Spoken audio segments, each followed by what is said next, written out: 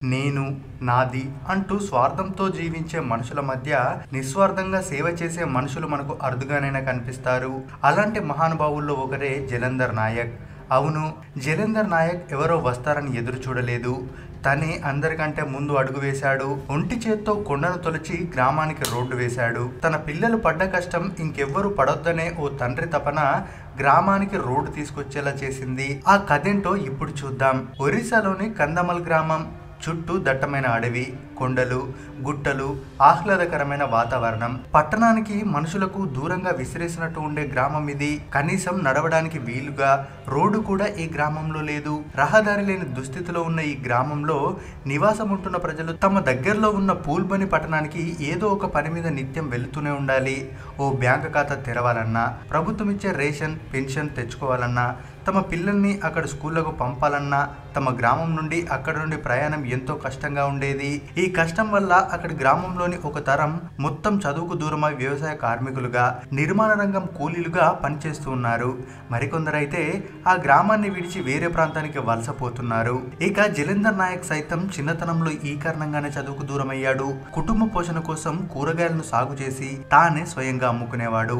ఇక విద్యుత్, మంచినీటి సరఫరా లాంటి కనీస మౌలిక సదుపాయాలకు కూడా ఈ గ్రామం చాలా దూరం. ఇలాంటి దుర్భర పరిస్థితుల్లో గ్రామంలోని మిగతా వారంతా ఊరు విడిచి వెళ్లిపోయారు. కానీ జలంధర్ నాయక్ ఒక్కడు మాత్రం పట్టణానికి వెళ్ళలేక, ఉన్న ఊర్లో ఉండలేక దారుణ పరిస్థితులను ఎదుర్కొన్నాడు. కూరగాయలు అమ్ముకుంటూ అతి కష్టం మీద జీవనం సాగించే జలంధర్ నాయక్ కుటుంబం ఒక్కటే మిగిలిందక్కడ. నాయక్ దంపతులకు 3 కొడుకులు. పేదరికంలోనూ పిల్లల్ని చదివించాలనే పట్టుదల వారిది. రాతి దిబ్బల గుండా పిల్లలు ప్రతిరోజు గుంసాహి నుంచి పుల్బాబిలోని పాఠశాలకు నడిచి వెళ్లే క్రమంలో ఎన్నో దెబ్బలు తగిలేవి. కొన్నేళ్లకు పిల్లలు 3కి ప్రభుత్వ హాస్టల్లో సీట్లు దొరికాయి. రోజువారీ కష్టాలు తప్పినా సెలవుల్లో ఇంటికి రావడం నరకప్రాయంగా ఉండేది. గుంసాహి గ్రామానికి రోడ్డు కోసం నాయక్ కలవని నాయకుడు అంటూ లేడు. కానీ ఫలితం మాత్రం శూన్యం. ఎన్నికలప్పుడు కళ్ళబొల్లి హామీలిచ్చే నాయకులు గెలిచేసరికి ఆ ఊరి వంకే చూడలేదు. దీంతో రోజు తనకు తానే రోడ్డుగా నిర్మించాలని నిశ్చయించుకున్నాడు. భార్య కట్టిన సద్ది మూటను చేత పట్టుకుని పలుగుపారను భుజాన వేసుకుని అడవిలోకి నడిచాడు. ఎవరో వస్తారని ఎదురు చూడకుండా తొలి అడుగు తానే వేశాడు. దాదాపు 2 ఏళ్ల పాటు రోజుకు 8 గంటలు కష్టపడుతూ అడవిలోని రాళ్లు రప్పలను పక్కకు తొలగించాడు. పట్టణానికి వెళ్లే దారికి అడ్డుగా ఉన్న రాళ్ల దిబ్బల దారిని తన పలుగుతో ముక్కలు చేశాడు. అప్పుడు జలంధర్ నాయక్ కూడా తెలియదు, తన ఆలోచన గ్రామ స్వరూపాన్నే మార్చడమే కాదు, ఊరు వదిలి వెళ్లిన వాళ్లను తిరిగి రప్పిస్తుందని. కానీ తాను తన పిల్లల కోసం, గ్రామం కోసం చేసిన ప్రయత్నం రాష్ట్రం, దేశం దృష్టిని ఆకర్షించింది. ఆ గ్రామం అందరికీ ఆదర్శప్రాయమైంది. గుంసాహి మారుమూల గ్రామం నుంచి ఓ మోస్తారు సదుపాయాలు ఉండే పూల్బానికి మొత్తం దూరం 15 కిలోమీటర్లు. 2 ఏళ్లలో జలంధర్ ఒకటే 7 కిలోమీటర్ల రోడ్డును నిర్మించాడు. మిగిలిన 8 కిలోమీటర్ల రోడ్డును వచ్చే 3 ఏళ్లలో పూర్తి చేయాలన్నది అతడి లక్ష్యం. కానీ అంతకంటే ముందే ఫలితం దక్కింది. జలంధర్ నాయక్ వేసిన ఒక్క అడుగుకి ప్రభుత్వం 1000 అడుగులు వెంట నడవాల్సి వచ్చింది. జలంధర్ ఒంటి చేత్తో రోడ్డును తవ్విన విషయం లోకల్ పేపర్లో వార్తగా రావడంతో ఏకంగా ఆ జిల్లా కలెక్టర్ స్పందించారు. కందమల్ జిల్లా కలెక్టర్ డి బృందా హుటాహుటిన అధికారులను పంపించి జలంధర్ నాయక్ను కలెక్టరేట్కు పిలిపించారు. ఆఫీసులో కాసేపు మాట్లాడి ఆయన నిర్మించిన రోడ్డును చూసేందుకు బయలుదేరారు. పెద్ద వాహనాలు కూడా సులువుగా ప్రయాణించగలిగినంత పెద్ద రోడ్డును చూసి కలెక్టర్ బృందా ఆశ్చర్యపోయారు. ఇక మిగిలిన 8 కిలోమీటర్ల రోడ్డును ప్రభుత్వమే నిర్మిస్తుందని జలంధర్ కు మాటిచ్చారు.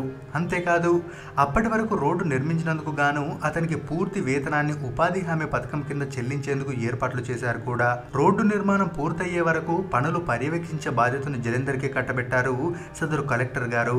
గుంసాహి గ్రామానికి రోడ్డుతో పాటు విద్యుత్, మంచినీటి సరఫరా పనులు కూడా ప్రారంభమయ్యాయి. కనీస మౌలిక సదుపాయాలు లేవని ఊరు వదిలిపోయిన వాళ్ళంతా ఒక్కొక్కరుగా మళ్ళీ సొంత ఊరు బాట పట్టడం అప్పుడే మొదలైంది. మా ఊరిలో కనీస సదుపాయాలు కూడా లేవు. పట్నం వెళ్ళాలంటే కొండ చుట్టూ తిరిగి వెళ్ళాలి.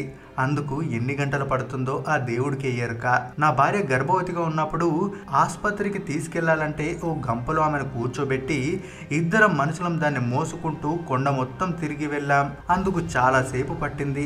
మా ఊర్లో పాఠశాల లేదు, కనీసం అంగన్వాడీ కూడా లేదు. ఇంకొన్ని రోజుల్లోనే మా బిడ్డలు సునాయాసంగా ఇంటికెళ్ళొచ్చే పరిస్థితి వస్తుంది. ఆలస్యంగానైనా మమ్మల్ని గుర్తించిన అధికారులకు ధన్యవాదాలు అంటున్నాడు వ్యవస్థను మార్చిన మట్టి మనిషి జలంధర్ నాయక్. ఒక్కడే ఎంత ఎంతో కష్టపడి గ్రామానికి రోడ్డు వచ్చేలా కృషి చేసిన జలంధర్ నాయక్ను ఇప్పుడు గ్రామస్తులంతా మన్యంలో మునగడిగా కీర్తిస్తున్నారు. ఎవరో వస్తారు ఏదో చేస్తారో అని ఎదురు చూస్తే ఎవ్వరూ రారు. జలంధర్లా ఒక అడుగు ముందుకు వేయాల్సిందే. మరి ఈ జలంధర్ చేసిన పని గురించి మీరేమనుకుంటున్నారో మీ అభిప్రాయాన్ని కామెంట్ రూపంలో తెలియజేయండి. మరిన్ని ఇలాంటి వీడియోస్ కోసం మన ఛానల్ని సబ్స్క్రైబ్ చేసుకోవడం మాత్రం మర్చిపోవద్దు.